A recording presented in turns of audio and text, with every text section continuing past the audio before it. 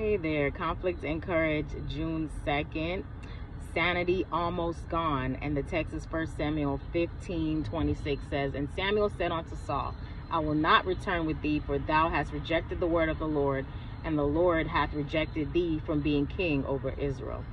When Saul saw that Samuel came no more to instruct him, he knew that the Lord had rejected him for his wicked course, and his character seemed ever after to be marked with extremes. His servants at times dared not approach him, for he seemed like an insane man, violent and abusive. He often seemed filled with remorse. He was melancholy and often afraid where there was no danger. He was full of anxiety, and when in his gloomy moods, he wished not to be disturbed, and at times would suffer none to approach him. He would repeat prophetically sayings against himself with distracted energy, even in the presence of his lords and of the people.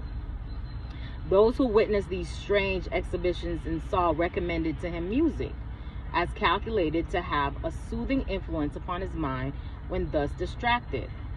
In the providence of God, David was brought to his notice as a skillful musician.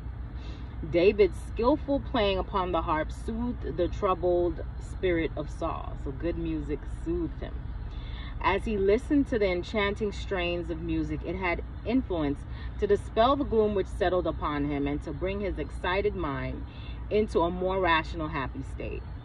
Saul was shorn of his strength because he failed to make obedience to God's commandments, the rule of his life. It is a fearful thing for a man to set his will against the will of God, as revealed in his specified requirements. All the honor that a man could receive on the throne of a kingdom would be a poor compensation for the loss of the favor of God through an act of disloyalty to heaven. Disobedience to the commandments of God can only bring disaster and dishonor at last.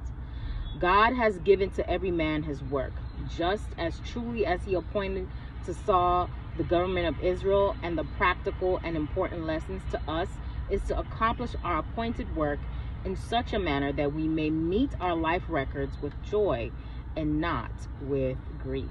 Hope you have a great day today. Live courageously.